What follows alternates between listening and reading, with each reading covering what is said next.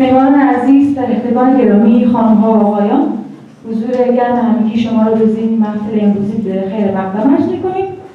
گردنمایی امروز به مناسبت اعطای جایزه بین‌المللی صلح ابن سینا در آستانه صلح جهانی صلح توسط انستیتوت مطالعات استراتژیک افغانستان می‌باشد. این جایزه به نام شیخ الرئیس ابوالسینا یکی از دانشمندان حوزه مشترک تمدنی منطقه نامگذاری شده است که نخستین گام‌ها را برای نزدیکی فرهنگ‌ها به ویژه در حوزه فلسفه و حکمت برداشته است.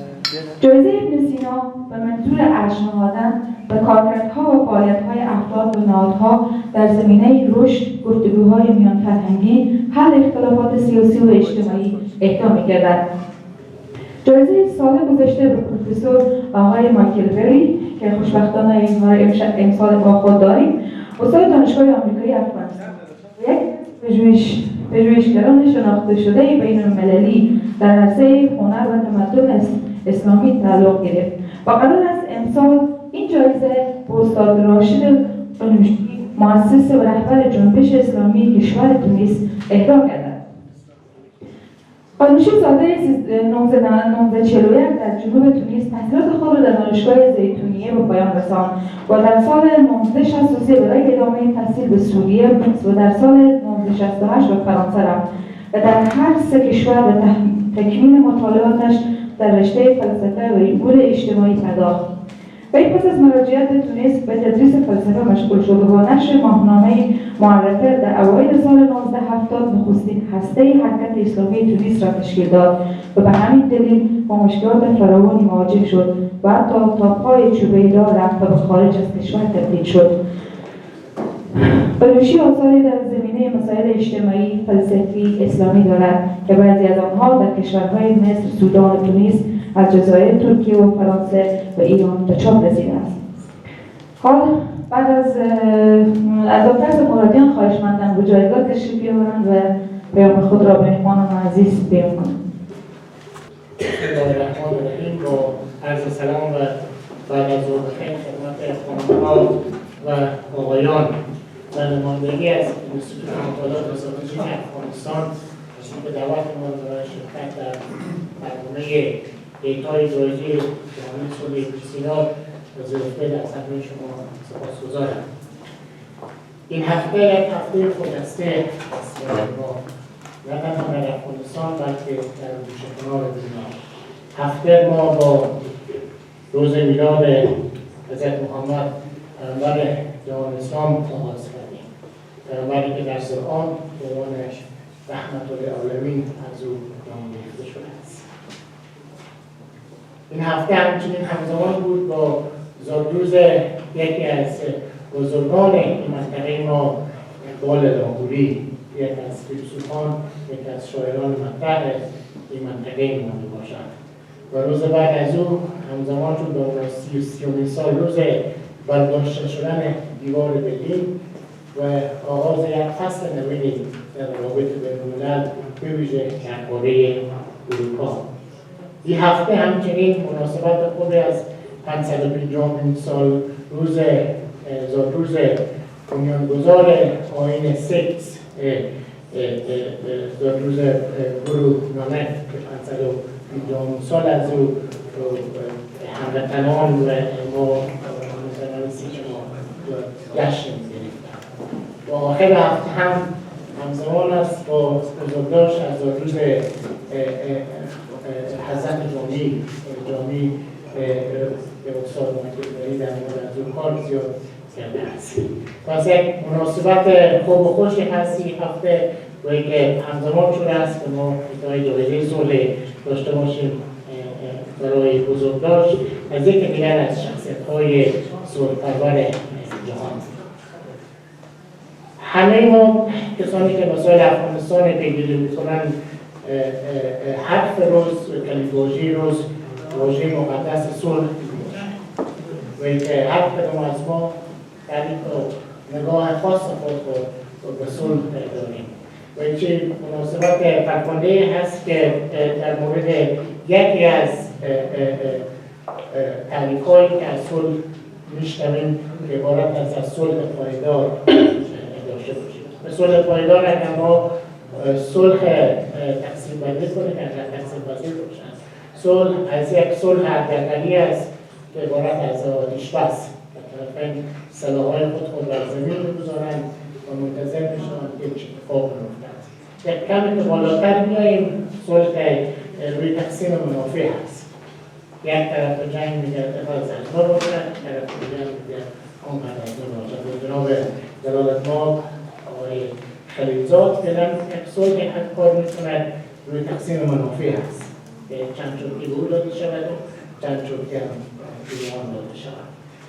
اما یک درجه بالاتر از صلح هست که روی صلح پایداری هست، روی عبارت هست که ما از نه سلاح‌ها رو کنار گذاشته می‌شود، نه تنها تقسیم منافع می‌شود، بلکه یک شرایط جدیدی ایجاد می‌شود، یک روابط جدیدی بین طرفین وجود می‌آید و طرفین دست به دست هم می‌دهند برای یک سلسله ارزش‌های بالاتر.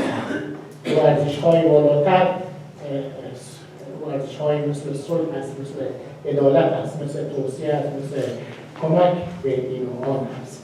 و امیدوار هستیم که تلاش‌هایی که برای صلح در افغانستان صورت می‌گیرد، ضمن که مهم است ما آتش‌بس داشته باشیم، ضمن که مهم است که ما تقسیم منافع داشته باشیم، باید نمی‌توانیم واقعیت‌ها رو ببینیم، اما باید ما یک گام بیشتر حرکت کنیم.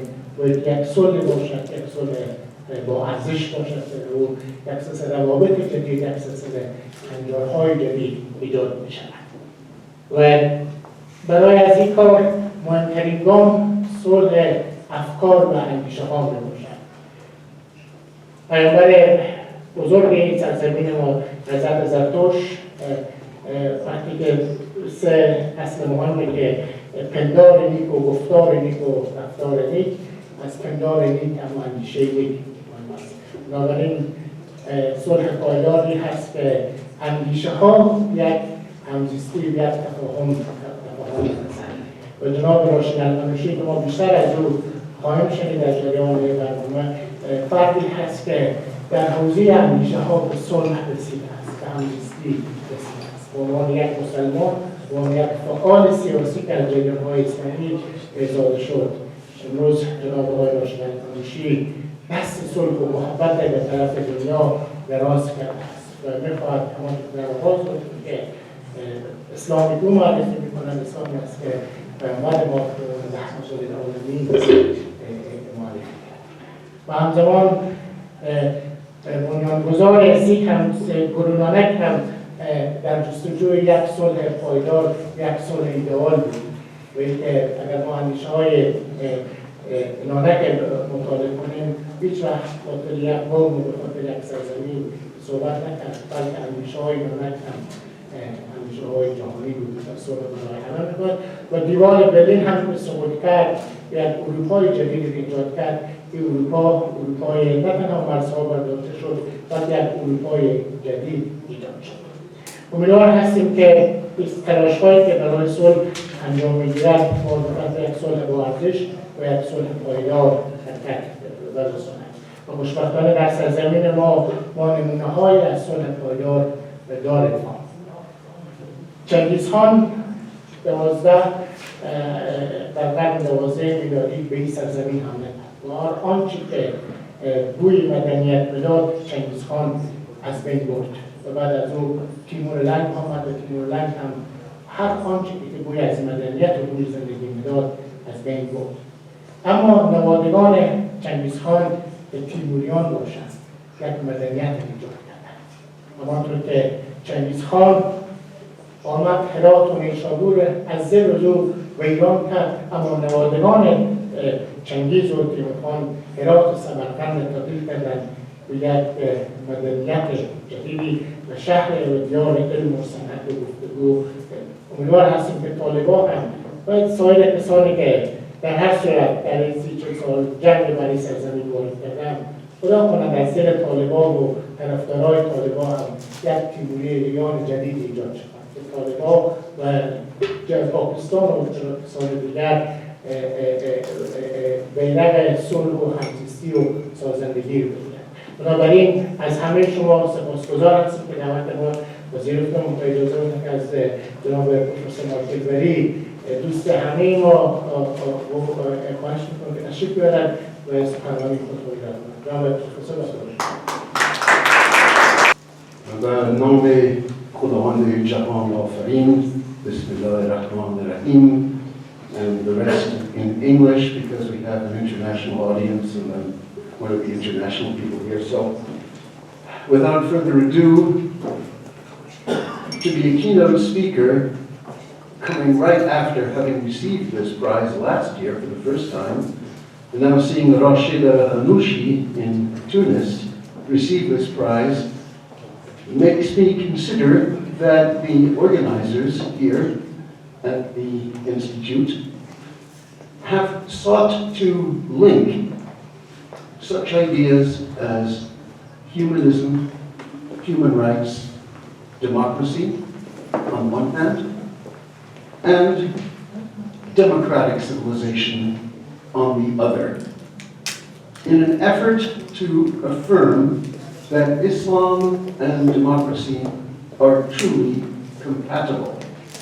This is, of course, one of the major challenges of our time, because so many groups across the world, here in the immediate neighborhood, and of course in Africa, are proclaiming that Islam and democracy are not compatible, that it is not up to human beings to choose their form of government, but it is for those who proclaim themselves to be the spokesman of God's wishes to impose a form of government.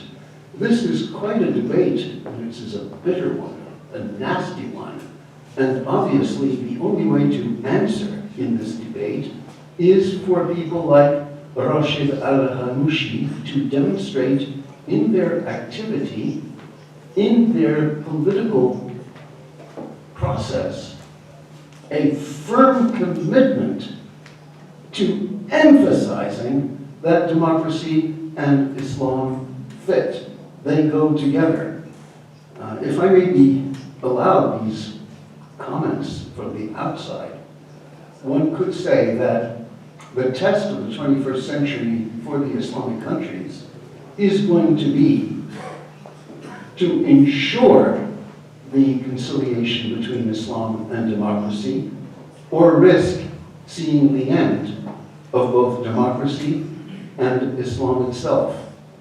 What I mean by this is that certain people have used the name Islam, have promoted a certain vision of Islamic philosophy and tradition in such ways that, let us not mince words, they have horrified non-Muslims throughout the world, throwing on other Muslims the tremendous burden of having to assume responsibility for their civilization, for their cultural heritage, for their spiritual tradition, assume responsibility to be able to demonstrate to the world, no, indeed, Islam is not against universal human rights.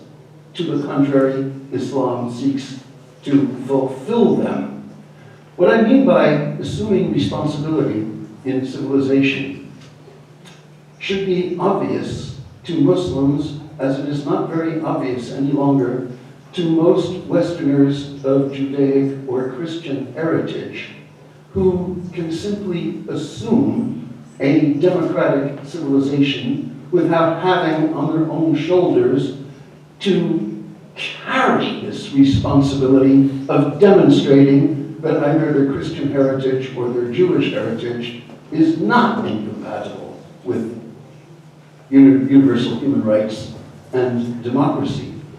I'm reminded here, looking at the career of Rashida Hanouchi, of another Tunisian who has just left us just 2 years ago, a great Tunisian philosopher and profound specialist in medieval Sufi thought, Abdul Wahab al-Mu'addib, to pronounce it in the classical way, Abdul Wahab al-Mu'addib, who also, with all his French education and general cultural outlook, took it upon himself as if this was a necessary sacrifice, to demonstrate through his scholarship, through his political activities, through his tireless defense of universal human rights against those who would defy them, that he had to uphold the honor of a civilization.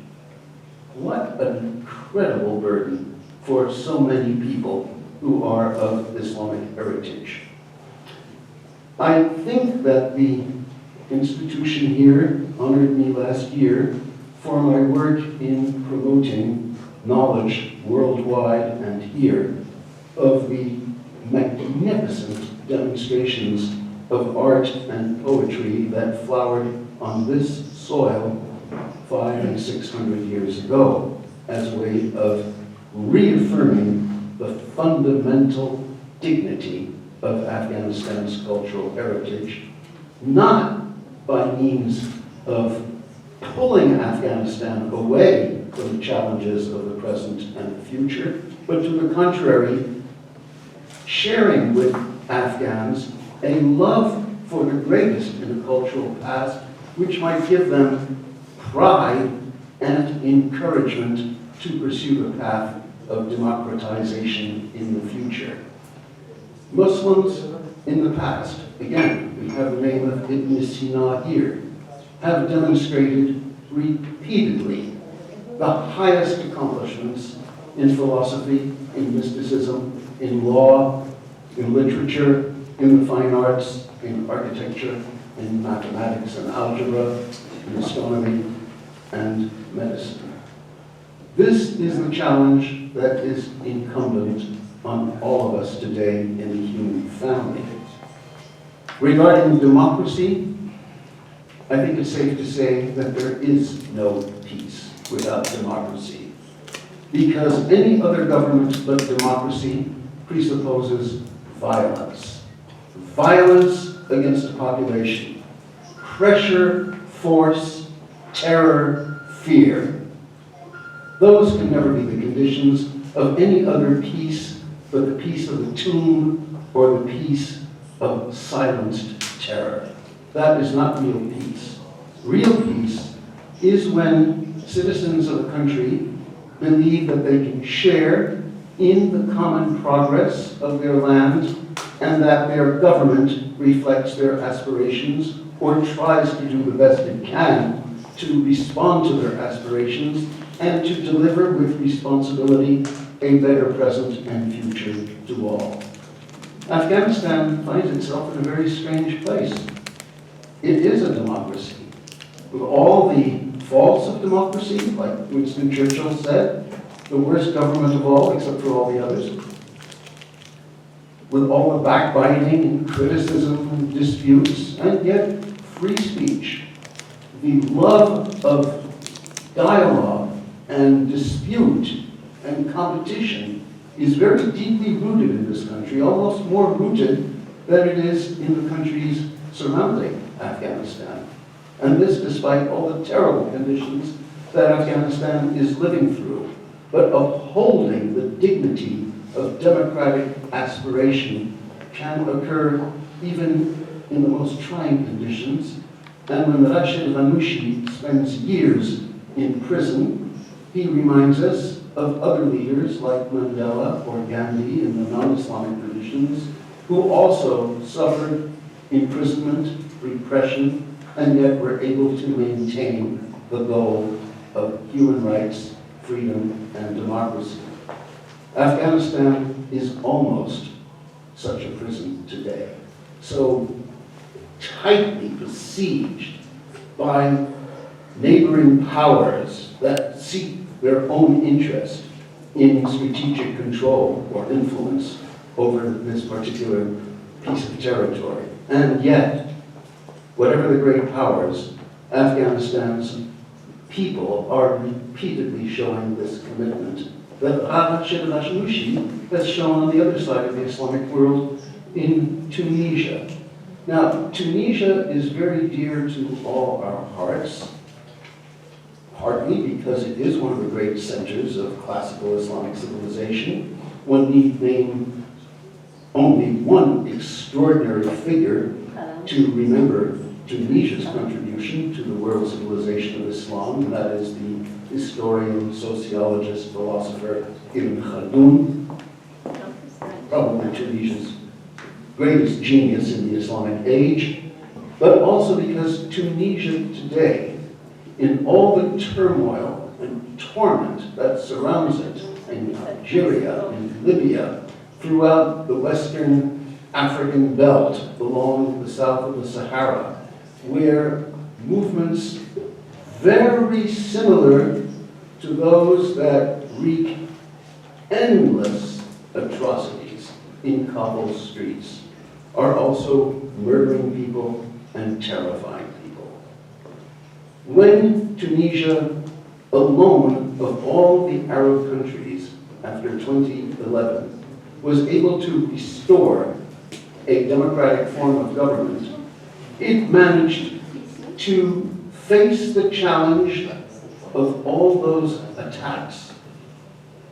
And here somebody like Rashid al-Ghanouchi, as the leader of an openly Islamic party, played a major role in affirming that his party of rebirth, Nahda, would show respect for pluralism, respect for alternate parties winning and losing power in elections, would accept the constitutional process, would govern responsibly, and would step down from government freely when elections decided that a time had come for change.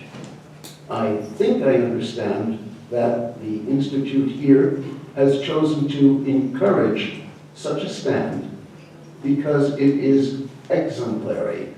And for Afghans, Tunisia, even though very far away geographically, is actually very, very close culturally, politically, and that the good work that Mr. Ghanouchi has shown shines as an example for Afghans too. Thank you very much. تشکر از پروفسور مایکل بری و حال از مهمانان عزیز دعوت می‌کنیم که به پای نمایش فیلم مستندی که در مورد زندگی و فعالیت‌های سیاسی راشدالله غنوشی میباشد بنشینیم.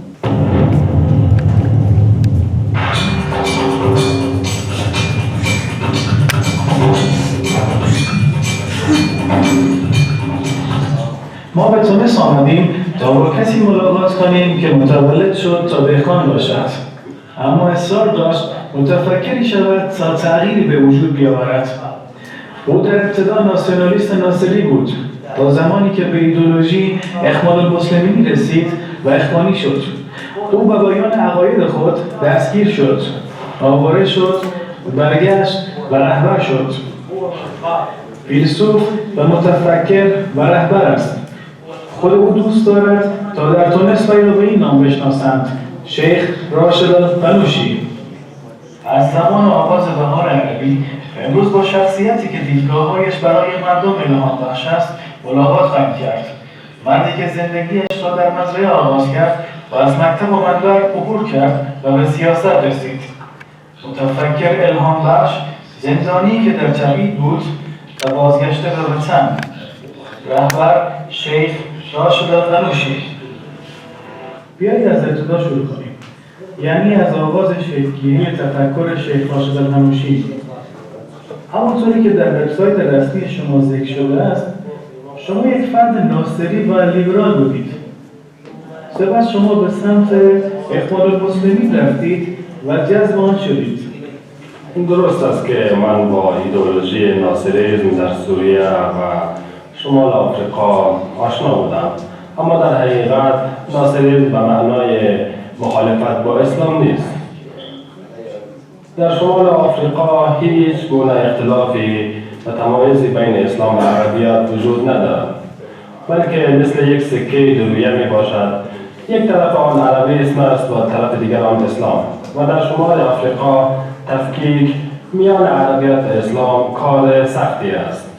این دو با همدیگر پیوند دارند و چنین پیوندی که میان عربیت و اسلام وجود دارد در هیچ جای جهان چنین پیوندی میان ملی‌گرایی و دین وجود ندارد. نهضت اخوان المسلمین یک حرکت اصلاحی و در ادامه جنبش اصلاح طلبی افغانی، محمد عبدو و رشید رضا بود.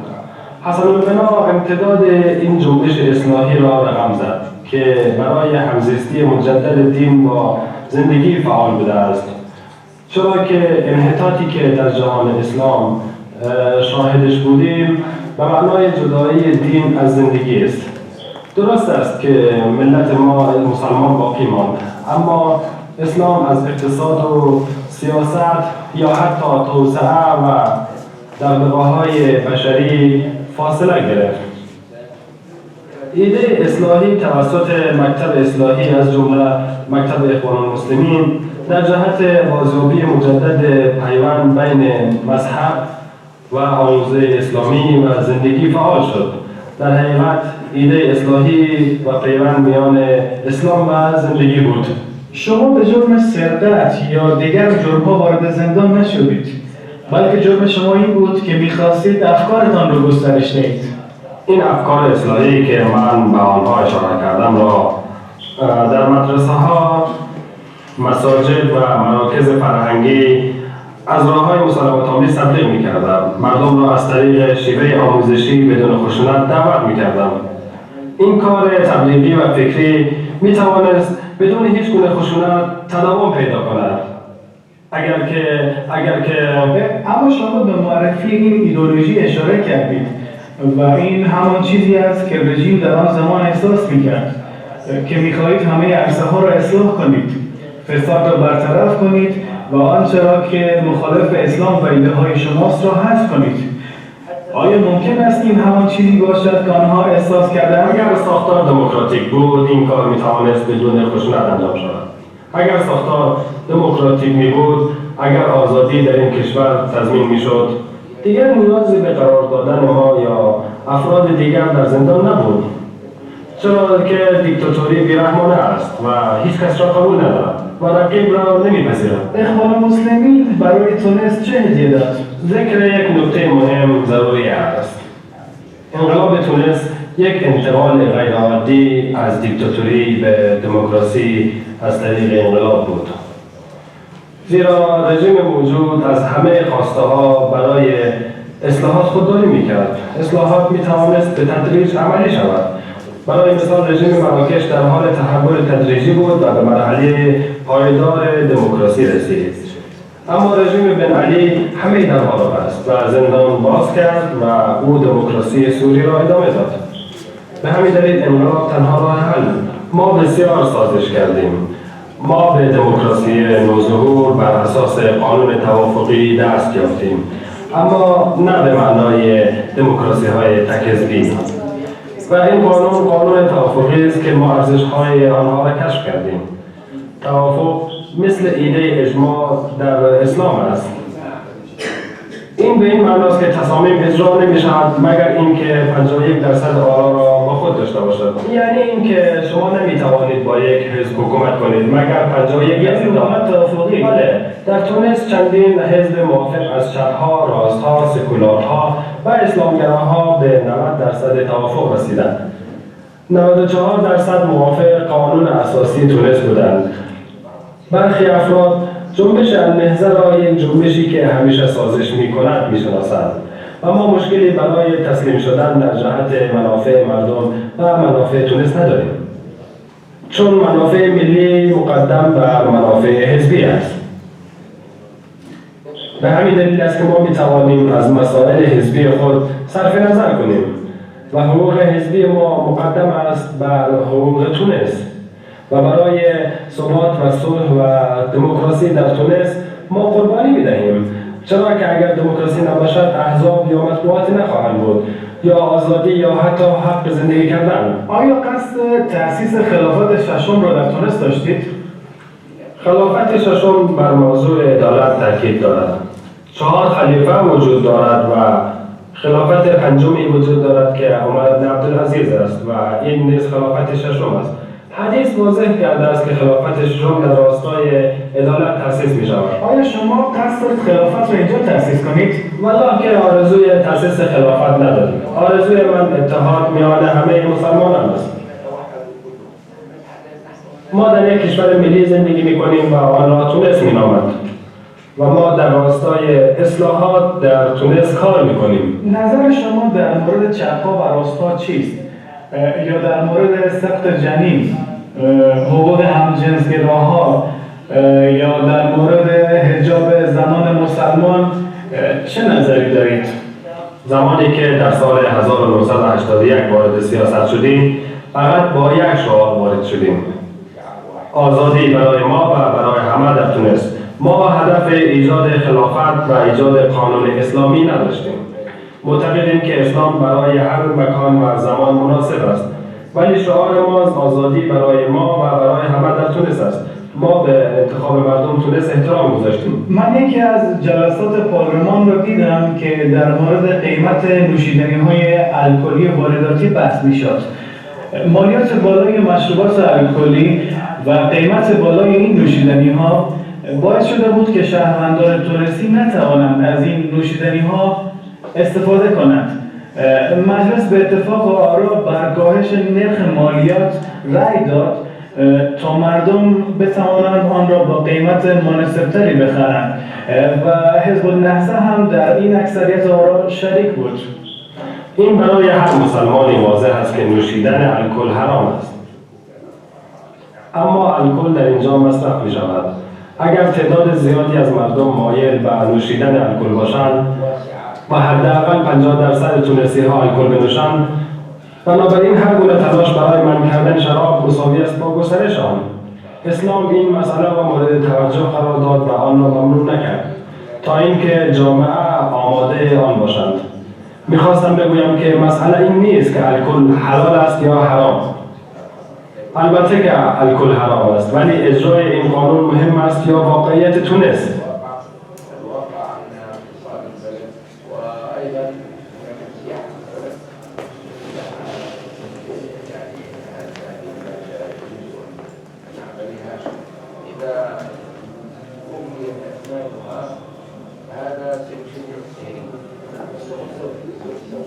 آیا هدف شما این است که دین را به تدریج اجرا خواهید کرد؟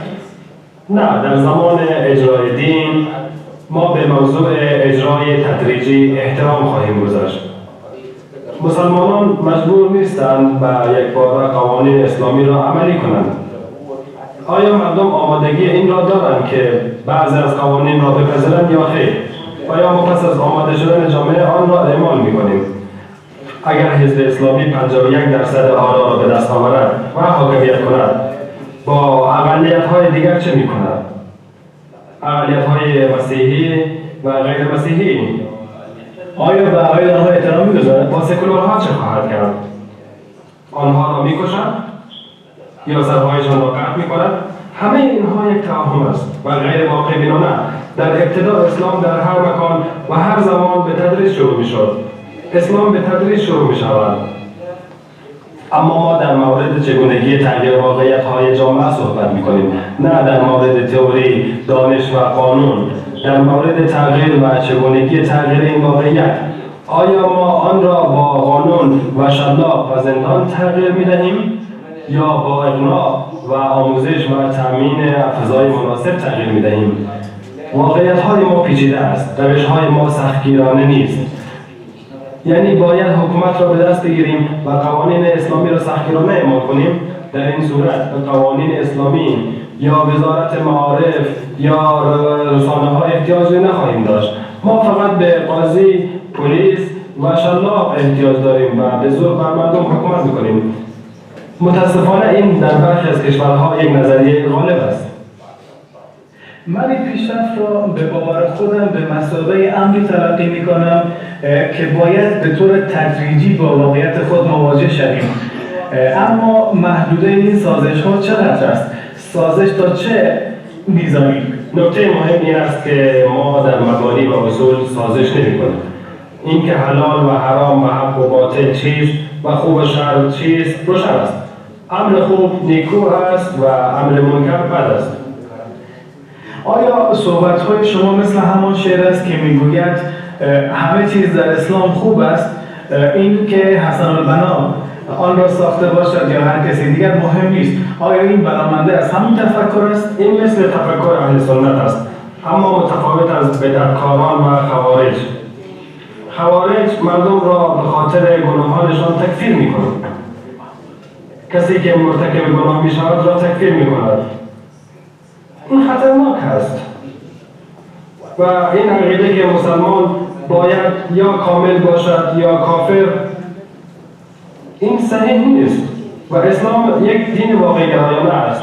همین که یک مسلمان بگوید لا اله الا الله وارد دین اسلام می شود. من یک سوال دارم. آیا رأی دادن به تصویب قانون حرام جایز است؟ فقط در صورت دور شدن از چیزهای حرامتر یا چیزهای بدتر. پس جایز است. تصویب چیز بدی که موجب دوری از چیزهای بدتر شود. کمترین آسیب. برای کمترین آسیب. این واقعیت اسلام است. در حالی که فقیه بین حق و باطل قدرت انتخاب ندارد. این ساده است. در حالی که بیشترین انتخاب‌های ما انتخاب میان بد و بدتر است. سیاست عقب نشینی یا در زمان ضعف یکی از این انتخاب هاست.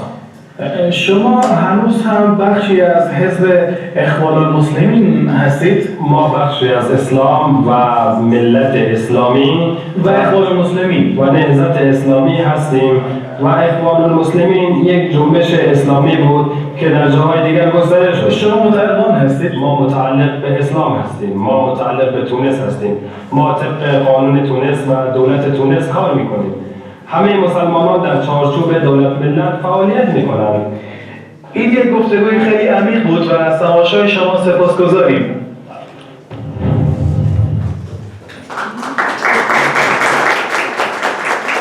تشکر از توجهتون. بسیار یک داکیومنتری بسیار جالب بود.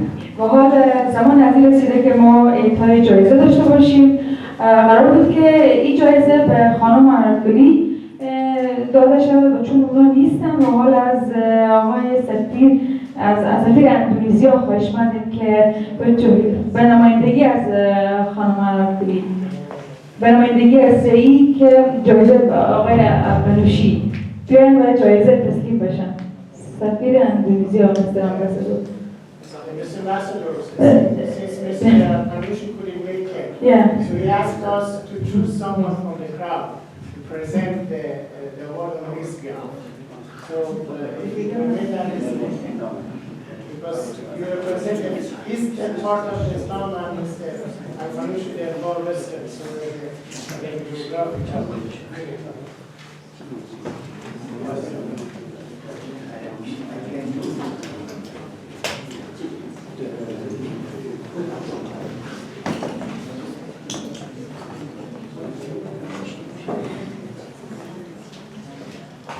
From Uzbekistan embassy, someone is here.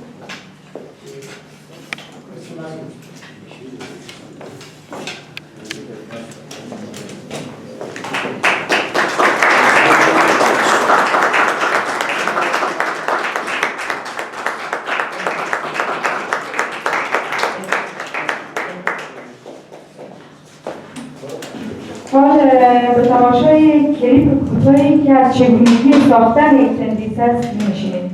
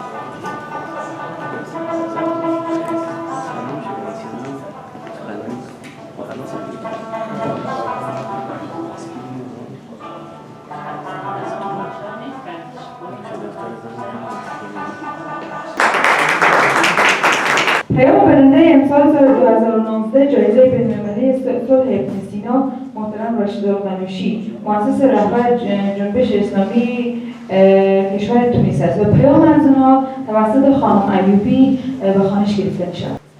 بسم الله الرحمن الرحیم. متن بیانیه راشد القنوشی. خرسندم از اینکه جایزه بین‌المللی صلح ابن سینا برای همکاری فرهنگ‌ها برای سال 2019 به این جانب به خاطر تلاش‌های متواضعانه‌ام جهت پیشبرد گفتگو بین فرهنگ‌ها و دعوت به صلح، تفاهم، آزادی، دموکراسی و مشارکت در گسترش ارزش‌های میانه‌روی و همزیستی مسالمت‌آمیز در جهان اسلام تعلق گرفته است. ما در جهانی متنوع زندگی می‌کنیم که کشمکش‌ها و نزاع‌های مختلف زندگی مردمان و گروه‌های زیادی را به نزاع‌ها و جنگ‌های ویران کننده تبدیل کرده است. اسلام بر تفاوت و تعددی که مبتنی بر قاعده رقابت سالم و نه حسب دیگری بین اجتماعات و مردم باشد باور دارد، زیرا که تفاوت باعث بهبودی زندگی انسان‌ها می‌گردد. اسلام بنیاد مجموعه‌ای از مکانیزم‌ها و منظومه هماهنگ از ارزش‌های اخلاقی را گذاشته است تا که تنوع میان مردم را به گونه‌ای سامان دهد که باعث حمایت از ارزش‌هایشان عدالت و حق باشد و امنیت و صلح را در بین مردم جهان با حفظ هویت‌هایشان محقق سازد. جهان امروز بیش از هر زمان دیگری به ارزش‌های اسلامی نیازمند است، از آن حیث که آنها ارزش‌های انسانی اند، نه ارزش‌های ملی و قبالی. و مسئولیت اندیشه اسلامی و کنشگران آن از هر زمانی سنگین‌تر است تا در رسیدن به صلح و گسترش ارزش‌های همزیستی مسالمت‌آمیز و به رسمیت شناختن متقابل بین گروه‌ها و مردمان مختلف پیشگام باشند. لازم است که اندیشمندان و پیشگامان نهضت اسلامی سعی و تلاش خود را برای نوسازی اندیشه اسلامی و رهایی آن از قیدبندهای دست و پاگیر دوچندان کنند. ما از 50 سال به این سو می‌کوشیم برای مرکزی بودن مبحث آزادی در فهم متون دینی و در به خوانش گرفتن واقعیت‌ها و نیز در پرورش انسان در هر دو سطح فردی و اجتماعی اعاده اعتبار کنیم. آزادی ارزشی اصیل و کانون اندیشه اسلامی است. به هر پیمانه که شعاع اثرگذاری آن در زندگی مردم گسترش یابد، به همان پیمانه ارزش‌هایی چون به رسمیت شناختن متقابل، همزیستی، صلح، عدالت و امنیت گسترده خواهد شد. ما این خوشبینی را داریم که جهان با جوامع مختلف آن به سوی ارزش‌های اسلامی روز به روز نزدیکتر می‌شود و این مسئولیت ما را زیادتر می‌سازد تا سعی و تلاش فکری و عملی بیشتر بورزیم. به خاطر سهمگیری در توسعه زندگی انسانی، دستیابی به تمدن، رفاه و زندگی آبرومندانه. خداوند همه شما را حفظ کند و گام‌های شما را در مسیری که به خیر انسان هاست استوار بدارد.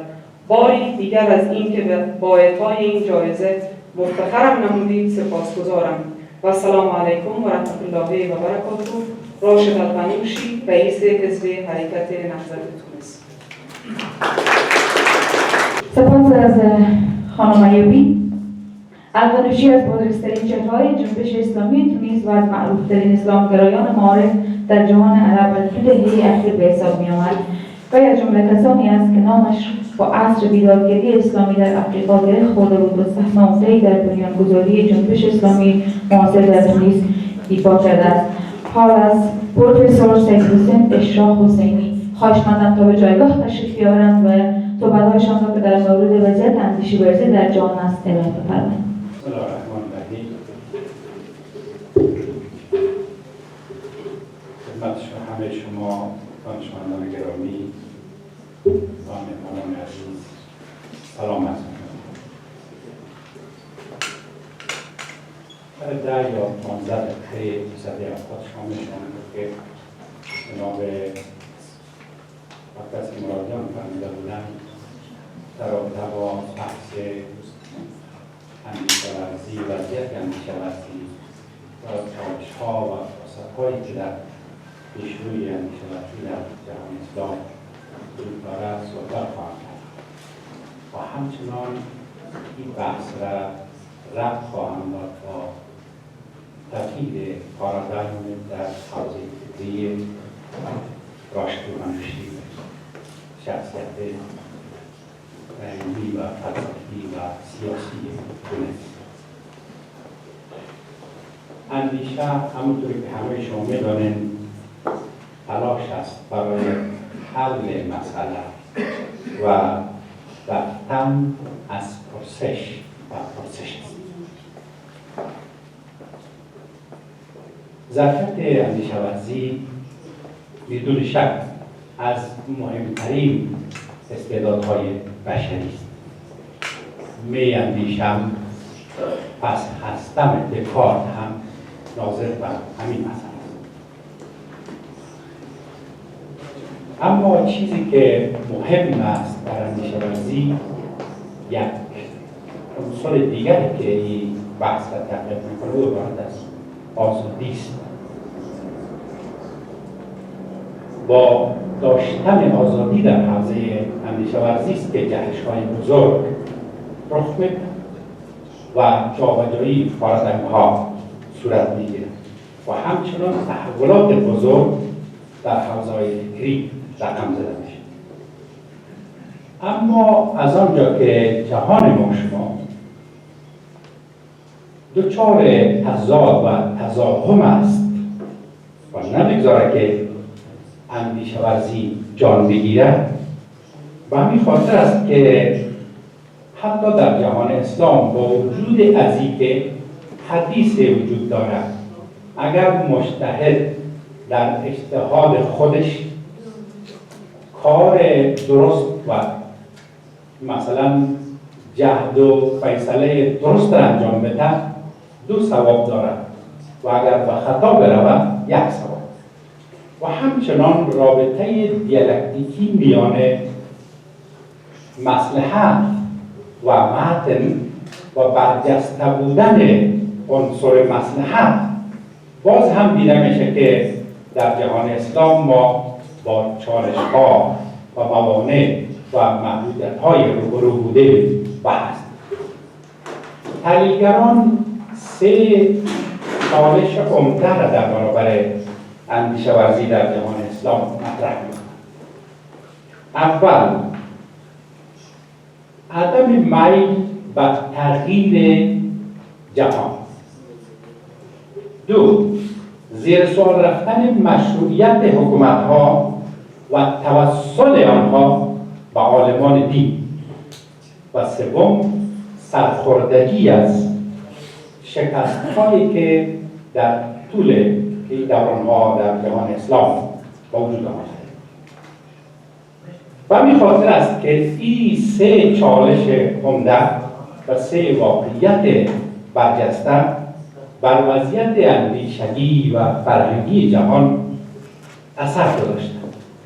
و به همین خاطر است که علوم چی در جنبه‌های طبیعی و چی در جنبه‌های انسانی دچار رکود شده و همین خاطر است که حتی بعد از قرن 6 مطرح میشه که ما نه تنها توقف کردیم که بلکه با یک انحطاط روبرو هستیم. قرون اولیه جهان اسلام را مطرح میکنند که در اونجا به دلیل از اینکه درخشش صورت گرفت، او دلیلی بود که ما با فرهنگ‌های دیگر تساهل داشتیم و زمینه یک دیالوگ به گونه برقرار بود و به همین خاطر از متن بیرون و زمینه واقعیت با متن به گونه هماهنگیش به وجود می‌آمد. اما بعد از اون وقتی که ما محصور مثلا نص یک به عنوان دین شروع و تبیین‌های عالمان به عنوان دین و همچنان واقعیت‌هایی که به عنوان دین در میان مردم و عوام آمد، این سه تا محدوده‌ای بود که ما اجازه نیافتیم یا و خود اجازه ندادیم که دست و پرسش بزنیم و از حوزه بیرون بریم. و به خاطر است که در اینجا بیشتر یک بحث مطرح کردیم و این بود که ما بیشتر به درون خود بپردازیم و امر بیرونی را فراموش کنیم، یا در حقیقت میان امر درونی و امر بیرونی یک رابطه را برقرار نتوانیم و بیشتر بر امر رسیدن و امر درونی ما توجه بیشتر انجام بدیم. و همین خاطر است که ایده مطرح میکنن خیلی قدر مشکلات جدی که بوده چطور با حجمه ها با هجوم گسترده‌ای که بر حوزه های فلسفی صورت گرفت، بازم فلسفه در جهان اسلام با گونه نفس کشید. فلاسفه علم مطرح میکنن که این یک چانس بوده، به دلیلی که فلاسفه علم میگن که دو رویکرد وجود دارد، بنشین و بیندیش.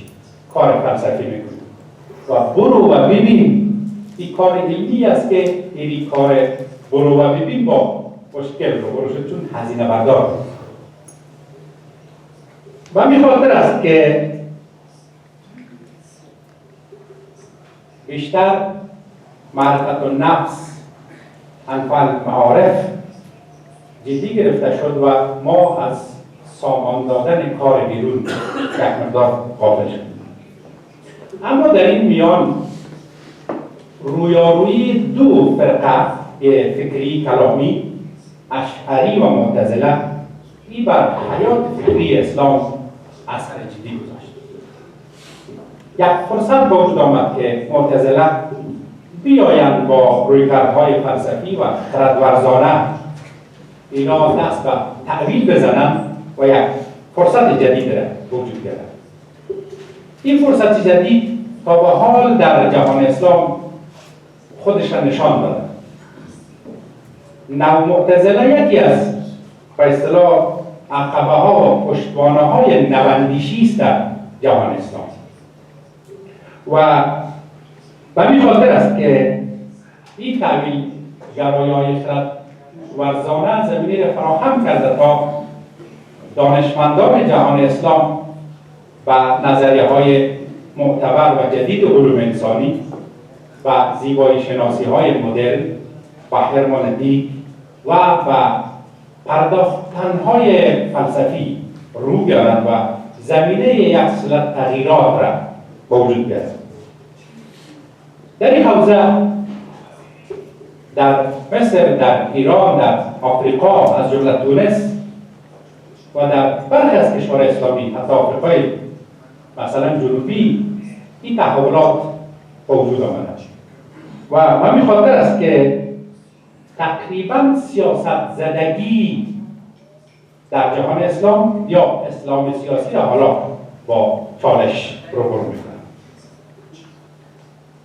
نظر پردازهای زیادی وجود داره که در زمان حاضر به همین روی کرد توجه نشان دادن، از جمله آقای راشد القنوشی. راشد القنوشی همونطور که معرفی شد، ایشان یکی از نظریه پردازان حوزه تونس و آفریقا و عرب است. ایشان در آغاز اخوانی بود و طرفدار انقلاب ایران بود و بیشتر از هر چیز دیگر کنشگری های سیاسی را تجربه کرد. اما با تحولاتی که آمد، سودای تجدد را در سر پروران و سعی کرد که با قول خودش واقعیت ها را هم متوجه باشد. بیشتر از تحلیل های انتزاعی یا متافیزیکی آمد در زمین و قول معروف همون واقعیت های ناسوتی را متوجه شد. و همین خاطر است که ایشان تجدید نظر کرد در نظریات نسل اول اخوان المسلمین. و این تجدید نظر چی بود؟ برداشت‌های تندروانه و سختگیرانه را دیگر نپذیرفت و به جای از اینکه یک حکومت یک جانبه اسلامی تشکیل شود، ایشان بحث رضایت مردم و حکومت دموکراتیک را مطرح کرد.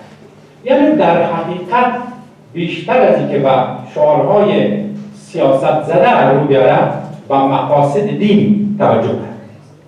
مقاصد دین، آزادی، عدالت، رضایت مردم، مشروعیت و بحث‌های دیگری که در اسلام مطرح بود. و به خاطر است که ایشان وقتی برگشت به تونس از یک دوران طولانی عنوان کرد که مهمترین بحثی است که چطور مثلا از دل واقعیت‌ها رضایت مردم تبلور پیدا می‌کند. و وقتی در یک حکومت اعترافی سهم عمده گرفت، وقتی در برابر بحران‌هایی که در اونجا وجود آمد در 2013-2014 داوطلبانه از قدرت کنار رفت. وقتی کنار رفت، ایشان تغییرات جدی را در نظریات خودش نشان داد. یکی از اون تغییرات عمده‌ای بود که بحث خلافت را نپذیرفت. وقتی حزب تحریر مطرح میکرد که باید خلافت را برپا کنیم، ایشان گفت نه، نظام دموکراتیک. و همین خاطر است که گام دیگری را برداشت. در یک سخنرانی بسیار مهمش در لندن مطرح کرد که دین از سیاست جداست. بحث مثلا حتی سکولاریسم اسلامی را هم ایشان مطرح کرد. و همین خاطر است که ایشان عنوان میکرد، تاکید میکرد که مهمترین بحث در مثلا گرایش‌های اسلامی همان آزادی است و یک شعار بسیار خوبم ایشان ارائه کرد. میگفت که نمیشود کسی را با زنجیر و بهشت برد. لا اکراه فی الدین، دیگه با جبر و زور و زنجیر کشیدن و بهشت بردن، این در منطق اسلام است. ایشان با دو فیگور اسلام سیاسی هم مخالفت کرد، اونا را نقد. سید قطب که کتاب مهم داشت، نشانه های راه، و مودودی که کتاب مهم داشت، اندیشه سیاسی اسلام. ایشان به این باور بود که اسلام در مورد یک ساختار خاص سیاسی نظر ندارد، بلکه بر اساس اجتهاد است که مسلمان ها با عقلانیت و تشخیص خودشان یک نظام سیاسی مبتنی بر رضایت را اونا تأسیس می‌کنند. نقش اجتهاد را آقای غنوشی بسیار مهم می‌دانست، به خاطری که عقلانیت و نوآوری، پویایی و تاریخ‌مندی فهم و پرداختن به نیازهای امروزین جامعه را با اجتهاد میشه که سامان داد و جریان داد و دوام. در غیر از او اگر میان ما و میان متن یک فاصله بسیار مثلا پر نشدنی وجود داشته باشه و همیست که ما در تاریخ میمانیم مثل خیلی گروهایی که نوستالژی قدرت را دارن در همون قرون اولیه مثلا قدرت که در اسلام بوده، در دوران‌های خلافت بوده واقع می‌کنه. ایشان از چیزی که خوف داشت و بیان خطر مطرح می‌کرد و او افراطیگری بود. یکی از کسایی که مطرح می‌کنه که عبادت با عقل و آزادی پیش میره آقای غنوشی است و مثلا افراطیگری، سختگیری و مثلا تندروی اینا را به عنوان یک خطر در جوامع اسلامی تلقی می‌کنه. و همین خاطر است که ایشان میگه از آزادی بیم نداشته باشه. تشویش و نگرانی عمده ما در جهان اسلام از استبداد و خودکامگی است. غنوشی مانند ازایا برلن که در مورد آزادی مثبت و آزادی منفی نظر بسیار مهمی داشت، تقریبا در همین مسیر سعی کرد. غنوشی یکی از کسایی است که هم آزادی در و هم آزادی بر هر دویش، آزادی که محدودیت ها را رفع کند و آزادی که فرصت ها را بارور کند و این معتقد است. ایشان تا جایی که ما مطالعه کردیم با دو چهره پیشکسوت در جهان اسلام خودش نزدیک می‌سازد. پروفسور فضل الرحمن ملک و تئوری دو حرکتی پروفسور ملک و همچنان نورخالص مجید متفکر اندونزی. نورخالص مجید یک سخن جالب را مطرح کرده. او میگه که اسلام بله، اسلام yes but لکن اسلامی political parties no. اسلام بله ولی اسلامی سیاسی شده، حزبی شده نه. این برای توسعه، این برای بهروزی کشورها خطر دارد، به خاطر که کل سپهر معنوی اسلام شما میاریم یک قالب سیاسی و به عنوان یک ابزار از او استفاده میکنه و زمینه خشونت فراهم میشه و جامعه عقب. و همین خاطر است که آقای غنوشی گام مهمی را برمی‌دارد از اسلام سیاسی که بدون شک خشونت را باید تجربه کرد و اسلام رحمانی پرمداراست. حرفی را گفتن دارد در زمینه توسعه و صلح و امنیت مثلا برنامه‌ای را می‌کند و مهمترین بحثی است که نمی‌خواهد از جیب ایدئولوژی مصرف کند، می‌خواهد که ظرفیت محور باشد. یکی از کارهایی که آقای غنوشی انجام داده و مهم است همین است که ترکیب امر قدسی با خشونت را نپذیرد و نمی‌خواهد که در جهان اسلام امر قدسی با خشونت ترکیب شود. و همین خاطر است که این گام یک گام مهم شمرده میشه و روشنفکران افغانستان هم دانشگاهان افغانستان هم این گام را هم گرامی می‌دارند و هم شخصیت آقای غنوشی را قابل قدر می‌شناسند. و چون این بحث ما بسیار طولانی است نمی‌خواهیم مصادره اوقات شما اشارتاً جسته گذاشته این بحث را مطرح کردم. در آخر از جناب دکتر مرادیان و همکاران ازشان که مطالعات استراتژیک قلباً سپاسگزاری می‌کنم. به دلیل که ایشان و همکارانشان جایزه ابن سینا را برای آقای غنوشی که آقای غنوشی یک فیلسوف هم است و در نظر گرفت ابن سینایی که یکی از پرچمداران بزرگ روشناندیشی در حوزه تمدنی باشد و من فکر میکنم این جایزه برای آقای غنوشی سزاوار بوده که معظمی تربیون این جایزه بزرگ را تبریک و همچنان یک بار دیگر از همه شما و جناب دکتر سی و همکارانشان تشکر میکنم که با من فرصت دادن تا چند لحظه در خدمت شما. بسیار تشکر. سپاس بیکران از پروفسور. حال توجه شما مهمانان عزیز به یک تکنوازی، موسیقی تکنوازی که توسط خانم رابعه اجرا میشه جلب میکنیم. خانم رابعه به جایگاه تشریف.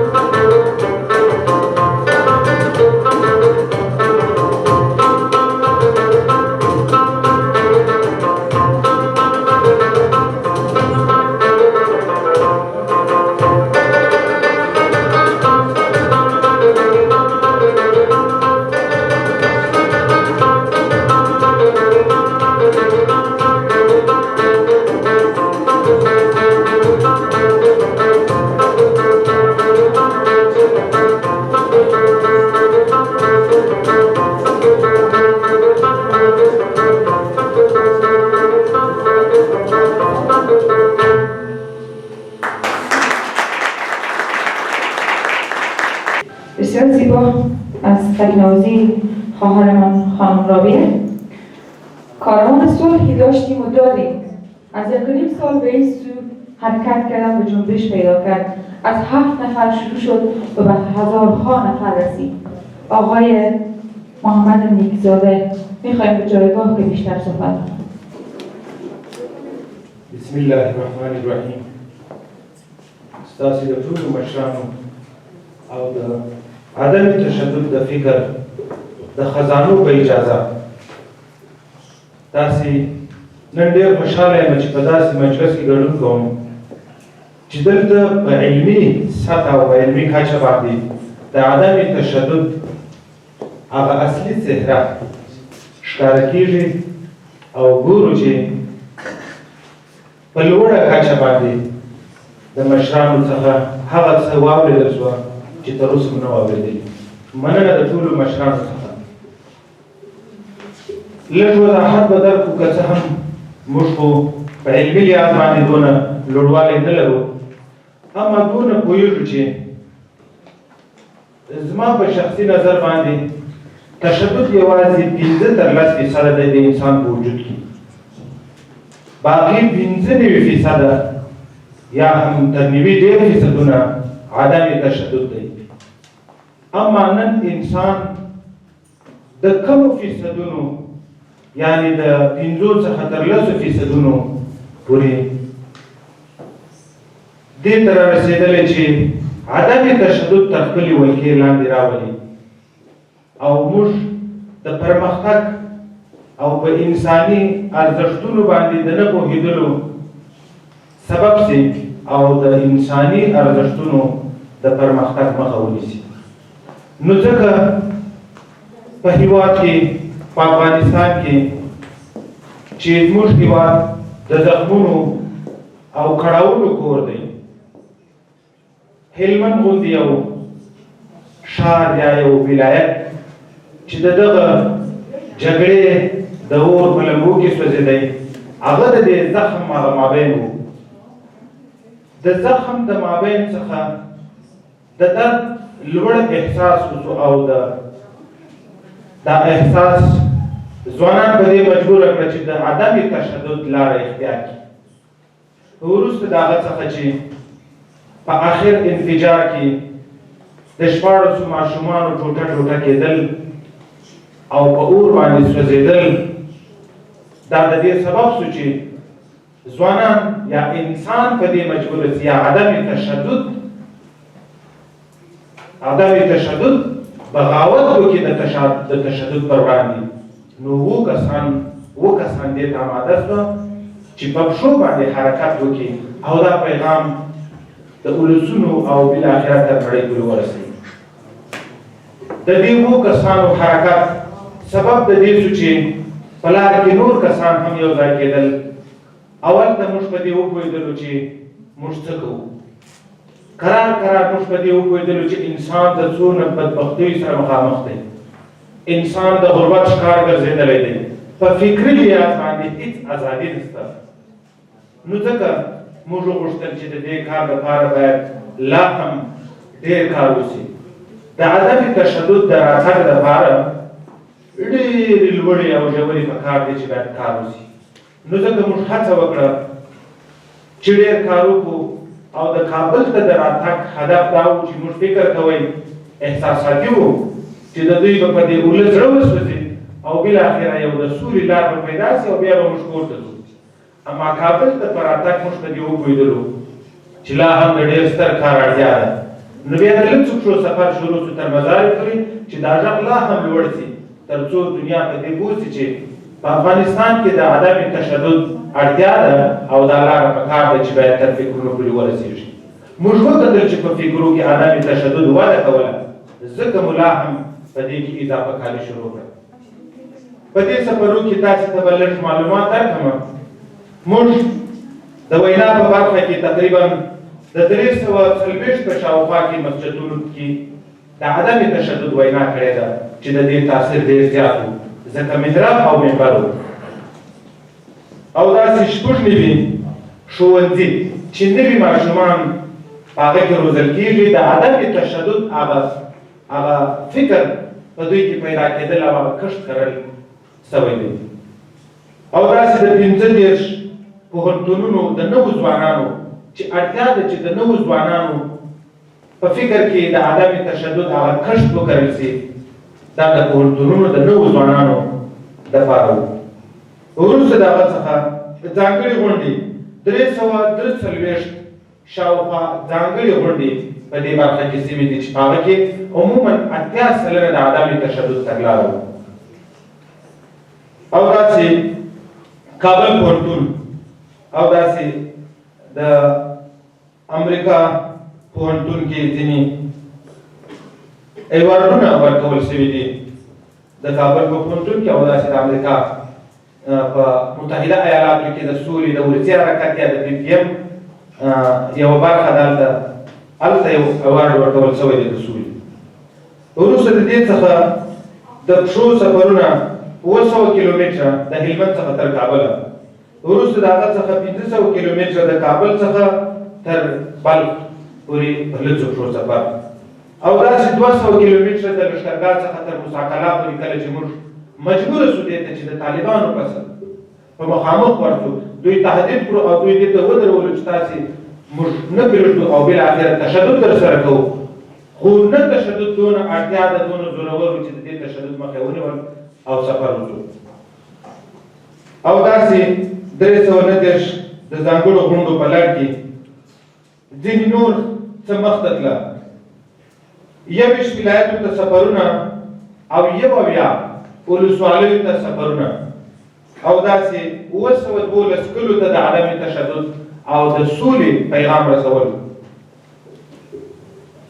وروسته په هند، جرمني او ایټالیا په روسیه کې هم د PPM په ملاتړ باندې ځینې غونډې ترسره شوي دي. او داسې په رسنیز ډګر کې 1942 مرکې شوي دي د سولې په برخه کې، او د 10 سفارتونو مخته ناسته وه، د 10 سفارتونو مخته ناسته وه، او داسې د طالبانو سیمو ته هم د پیغام رسول لپاره سفرونه. او وروسته د هغه څخه 40 عادي سیمې دي او 2 ځانګړې سیمې دي، او داسې راډیو، چاپي، مرکې، او 2 ځله د مجبوریت پر اساس باندې چې دا په رښتیا سره هم د ځان سره موږ تشدد کړی دی، اما د نه تشدد د پیغام دپاره 2 واره د نه خوړلو اعتصاب شوی دی، یو وار په هلمند کې او یو وار په ننګرهار کې د مجبوریت څخه 3 ورځنی د نه خوړلو اعتصاب و چې بیا وروسته ولسونو بېرته هغه اعتصاب مات کړی. دا هر څه مو د دې دپاره تاسې ته محترمینو ته بیان کړه چې لږ دي، ډېر څه کم دي، اما د عدم تشدد د لارې د دې اوږدې لارې سفر په لړ کې د ټولو علمي مشرانو څخه په درناوي هیله کوو چې په دې کې حد اقل خپل فکر موږ سره شریکي، تر څو دغه لاره موږ خو د احساساتو پر بنسټ باندې راولاړ شوي یو، اما په علمي لحاظ خو تاسې مشران یاست چې په دې هر څه باندې کولی شئ چې رسیدګي وشي. او د نن ورځې دغه پرتمینه غونډه د خوشحالۍ ده د عدم تشدد دپاره، دا د خوشحالۍ ځای دی زموږ په هېواد کې، او انشاءالله داسې به مخته ځو. ستاسې د ټولو څخه نړۍ مننه. تشکر بسیار زیاد مهمانان عزیز، تشکر از اینکه تشریف آوردین به محفل امروزی. از شما دعوت میکنیم به ثبت چای به بیرون تشریف ببرین، چای آماده است. باز هم تشکر بسیار زیاد، روز خوش داشته باشید.